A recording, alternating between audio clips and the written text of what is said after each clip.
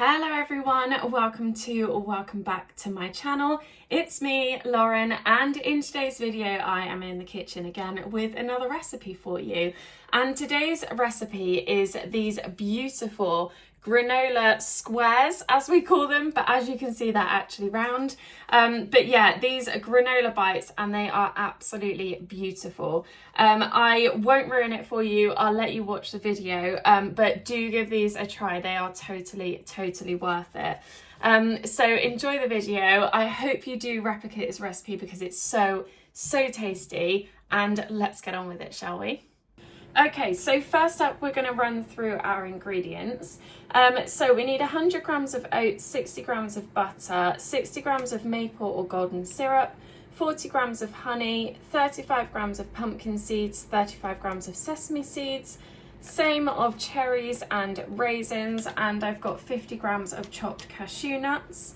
I've got a mixing bowl here and my weighing scales. I just need to grab something to give this all a stir whilst it's in the bowl, and you'll also need a nice saucepan to melt your butter and your syrup and honey together, and something to stir that whilst it's on the stove too.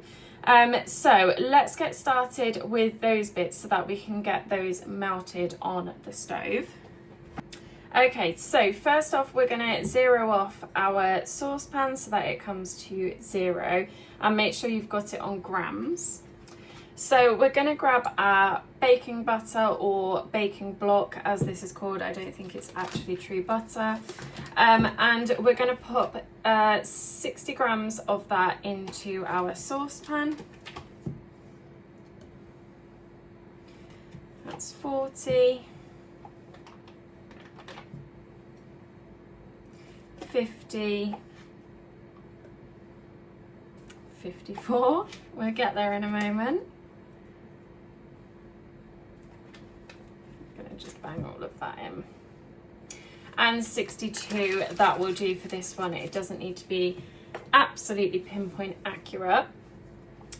So we're going to just put all of our liquid ingredients in now. So we're going to open up our maple or golden syrup, whichever one you've chosen to use. And we're going to put in 60 grams of this one into the saucepan.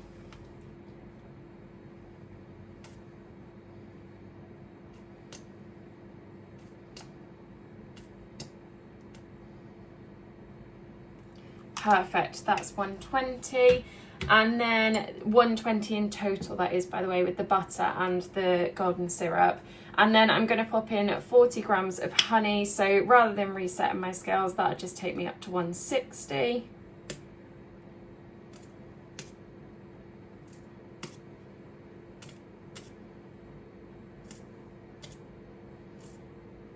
Oh, that smells so sweet already.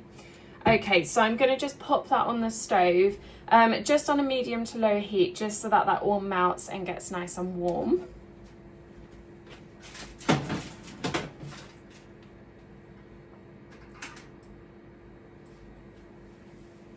Okay, so one of the things that I didn't mention at the start, but it is a very key point in this, is that you are going to need some form of baking tray with baking paper inside, and we're going to use that to toast our grains and our seeds and things, and then we're also just going to reuse it again to actually cook our flapjack. So let's get our mixing bowl, and we're going to just do our dry ingredients with the exception of the raisins and the cherries. So I'm going to zero off those scales again once the mixing bowl is on there. And make sure it's on grams. Yeah. So we're going to go with 100 grams of oats to begin with. And we're going to just toast these just to really bring out that kind of sweet flavour out of all of these. I think they taste so much nicer with this extra step, so it really is worth the extra time and effort to do this. So there's 100 grams of oats. We're going to put in 35 grams of our pumpkin seeds.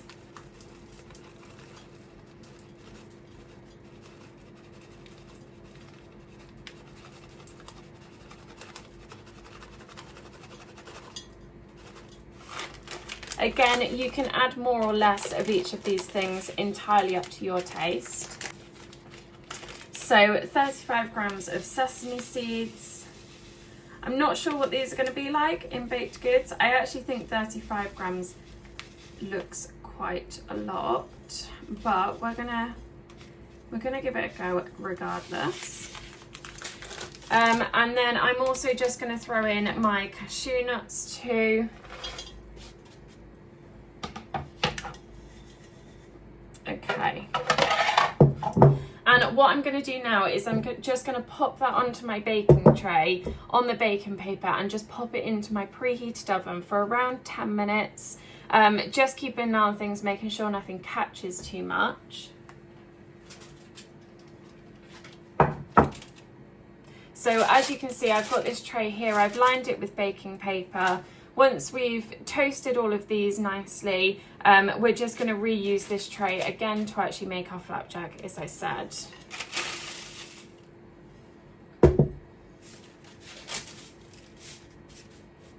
You may want to use a bigger tray than what I have here, but I'll just give this all a stir about 5 minutes through, and I would recommend you do the same. So just pop that in the oven and get those all toasted really nicely.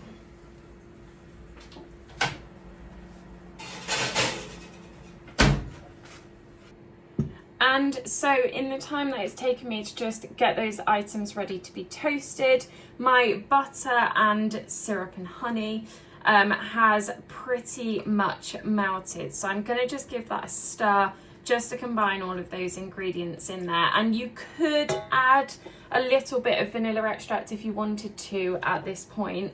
But I don't think I'm going to bother. I think I'm going to leave it out this time.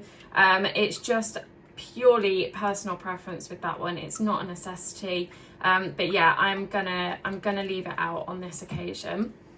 So that's all stirred. I'm gonna just set that back on the stove with the stove off. It's just so that it's out of the way because it's hot, and just give those bits in the oven time to toast, and then we will come back to combine all of these together and pop it straight back in the oven again. So my dried goods are now starting to look a little bit toasted. So I've taken those out of the oven and I'm going to pour them straight into my mixing bowl.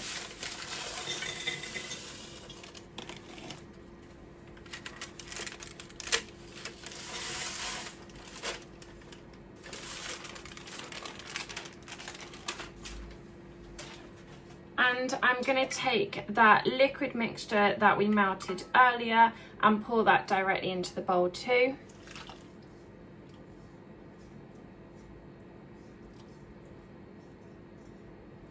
I'm now going to weigh out my dried fruit.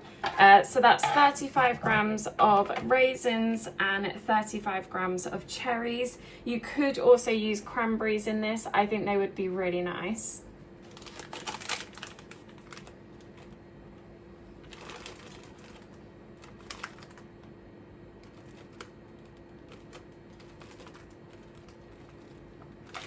Okay, I've added a little bit more. There's actually 40 grams in there. And I'm going to pop in 35 grams of raisins. Now, looking at those cherries, I do wish I'd chopped them up before I'd put them in here. So I might just do that quickly now, actually. So they are looking a little bit better in there now that they're all chopped up. So I'm just going to throw in my 35 grams of raisins and see how that looks. Okay, yeah, again, I've put about 40 grams in there. And let's give that a stir and see how it combines. Oh, that looks so nice.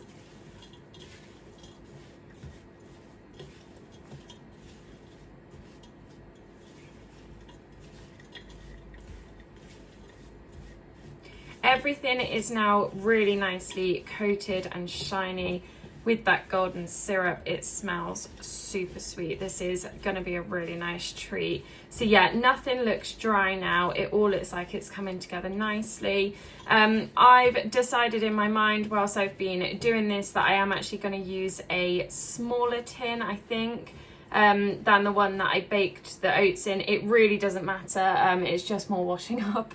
But that one that I baked the oats and things in, I think is just a little bit too big, and I think I'd like some chunkier granola bars. So let's have a look in the cupboard for a better sized dish.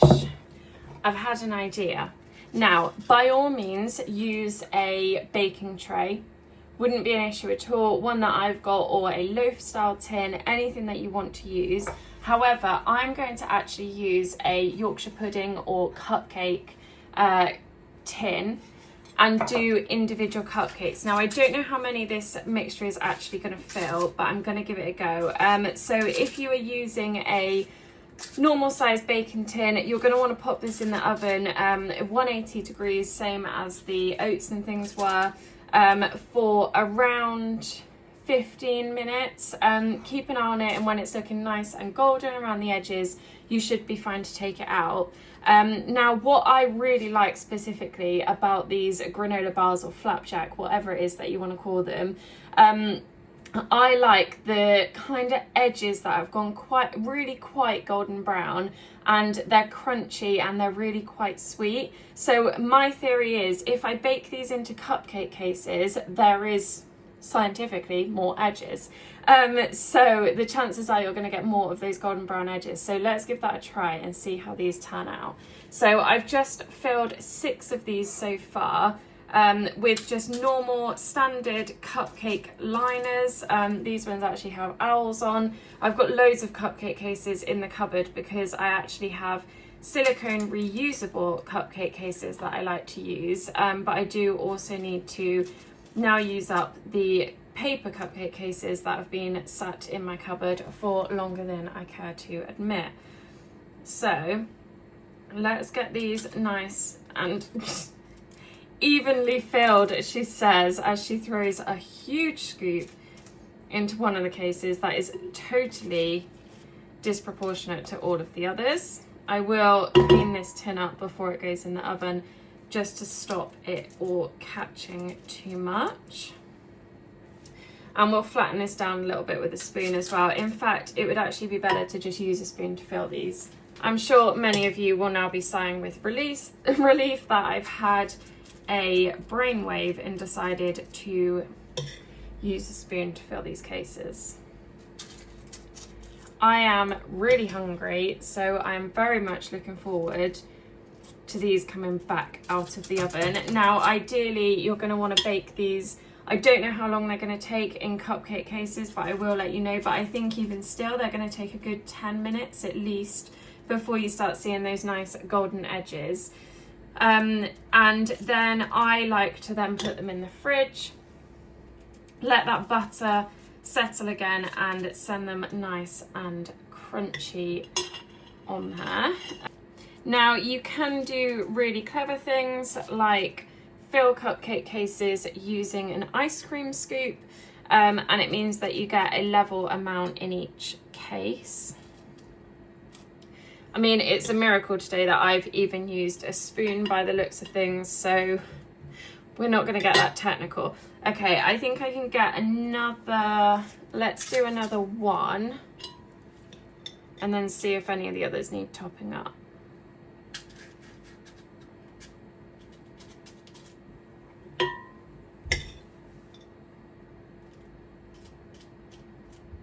It's nice and full. Yeah, and now let's just top the others up with the rest of this. So 10 of these granola bars really, really easily. Barely any effort at all. Just toasting them at the start, like I said, for a good 10 minutes. Those oats and seeds gives them a really crunchy, sweet texture. You definitely could toast them for longer. You could toast them until they are nice and brown. It's just personal preference. I just wanted to get them out of the oven and made up for you. I am making a mess with this, but I don't know why I'm surprised, because it's nothing different to usual.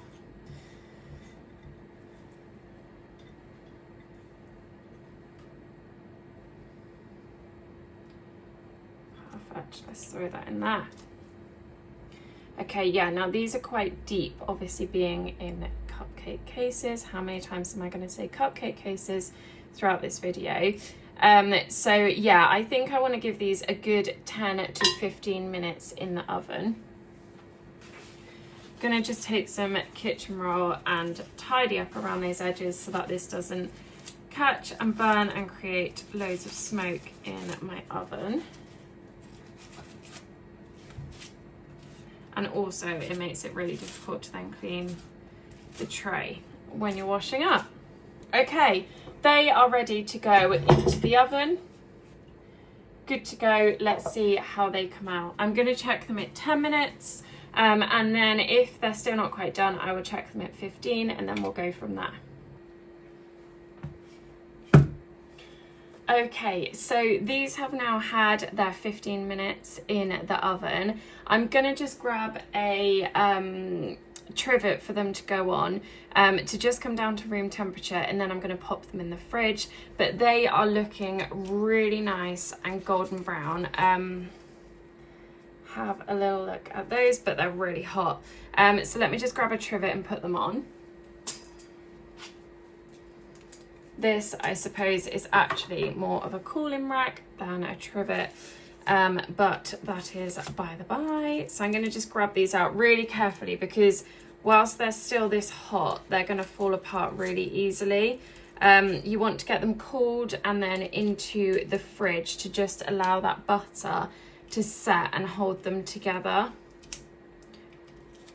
And all that sugar as well, once it's cold, it will set them really nicely. So yeah, I'm just going to pop them to the side for maybe 10 minutes, something like that. You'll be able to feel them when they've gone to room temperature, and then pop them into the fridge from there, and then they are ready to eat.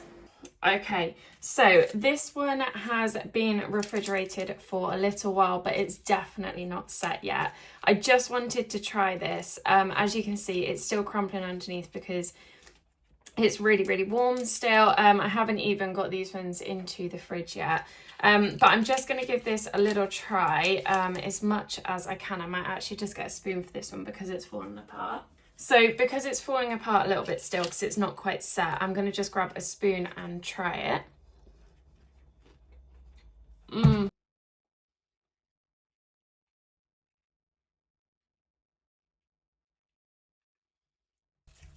So that is exactly how I wanted this to taste. Now, if you're from the UK, have you ever been to Marks and Spencer's and brought their granola squares from the bakery?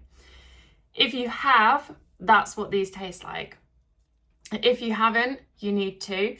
If you live somewhere that doesn't have an M&S, I apologise, but at least you can replicate these now and know what they taste like. Oh, that's exactly what I wanted them to taste like. I'm so happy. So yeah, so do give these a try. They are totally worth it. I don't think it's a ridiculous amount of ingredients at all that's needed for these. And obviously it's quite a small amount for 10 cupcake cases worth. And I could definitely make these again with the ingredients that I've got left over. So yeah, I'm really, really pleased with those. I hope you do give them a try. If you do, please let me know.